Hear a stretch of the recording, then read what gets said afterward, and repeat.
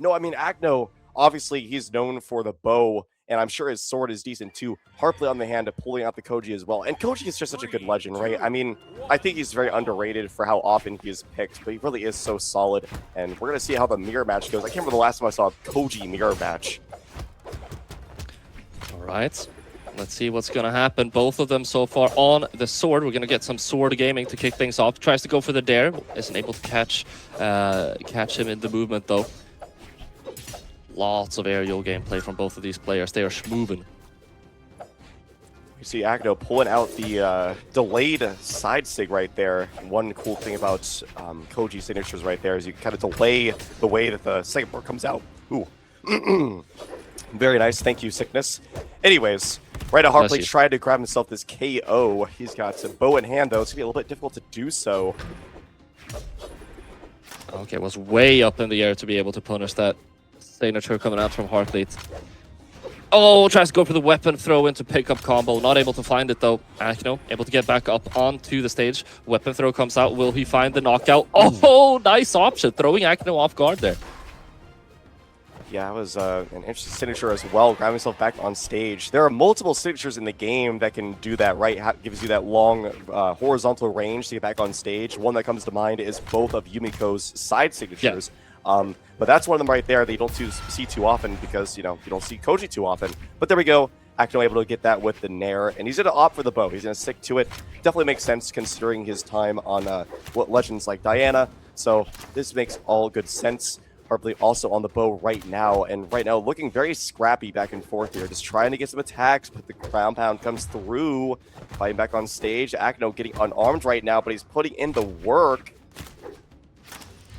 Nice combo, tries to go for the signature, goes for the second one. That one is going to connect. Weapon throw won't find its mark.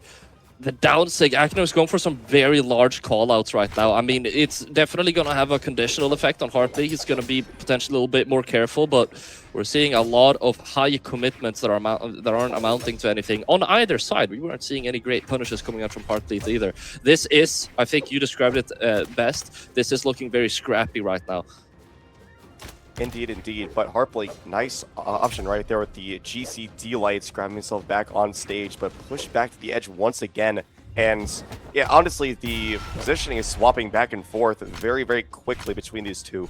So it's kind of a back and forth game right now. Able to get that in air, but Heartbleat will pick up a weapon for his own. Starting a little bit of a juggle. The recovery is going to be missed, though. Heartbleat able to get stage control back. Nice. Down there pulling some more damage in his favor. GC sidelight as well. We're really seeing some bow prowess come out from Acno right now, but GC's end light, yep, that's going to do it. That is going to do it. And Heartbleat evening things back up in the stock counts, but he's got quite a bit of damage to rack up if he wants to bring it back in his favor. Acno gets that side lights. Getting another one. Lots of side lights thrown out right now. Okay. Yeah, I mean, that definition of scrappy right there. Both of these players, they are like, we're saying, I'm not even sure how I would describe it. It's like they're way too good at evading each other. It turns into a lot of whiffs, a lot of missed attacks. Acno is going huge arenas where they just go like on the monkey bars and stuff like that and try and tag each other. And it's like how fast paced it is, and yet they're evading each other so quickly. I don't know if that's an apt comparison, but either way, yeah, they are doing a really good job of getting around each other.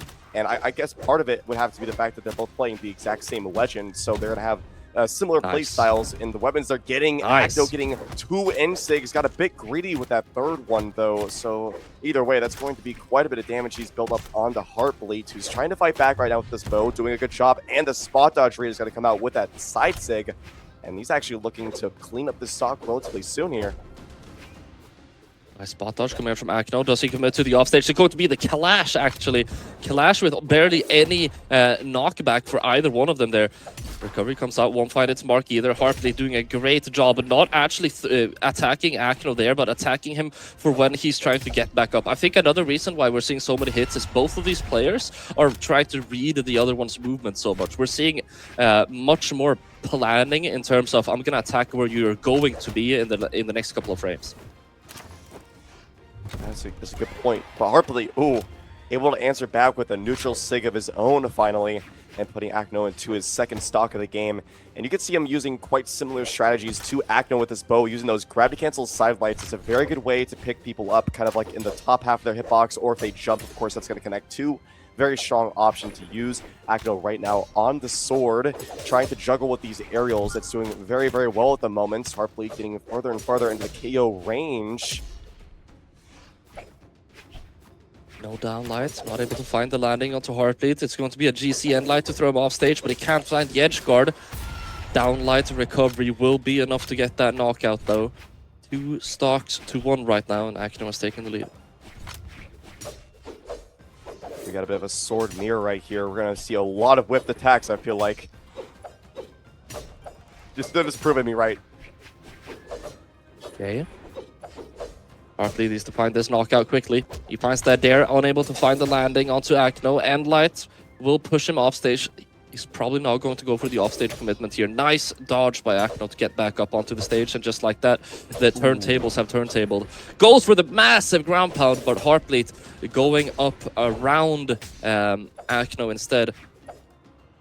Acno's juggle game is insane right now, using these aerials to perfection, Oh! and a pump fake into a ground pound. Acno looking on fire at the moment with that So one. Koji has like, I think eight base decks, right? I made a joke that the reason BMG refused to make dexterity a useful stat is because back then it was also Koji meta. Is because if they did, he would be by far the best legend in the game. Guess what happened? Not the best legend in the game, but I mean we're definitely seeing some of these changes put into effect, as you mentioned also with the sword buffs. What's going on? That was looking like Heartbleat's stock. He had such a great start. I'm sorry for yapping. Well, no, I mean, that's just how quickly things can be taken away. And look at this, Acno putting some huge aggression right now. Goes for another ground pound. Heartbleat, be careful. A nice side air, though. But no, can get out of the way. And he still makes it back.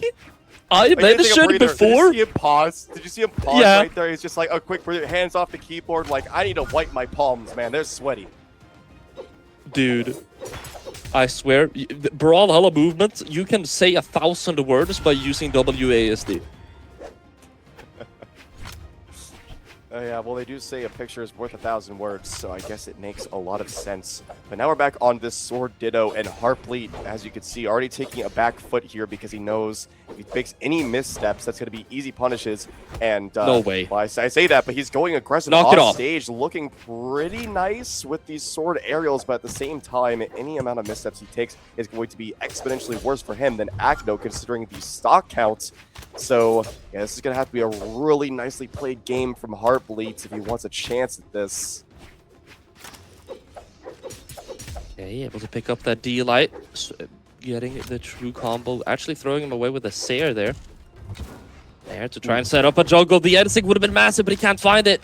We're seeing so many signatures for both players. The D-Sig finally connecting, and is not going to be enough to be a knockout. Not just yet. End light won't be enough either. He has to find something as Acno tries to recover. He's going to be the end light. There it is, the true combo to get the stock off.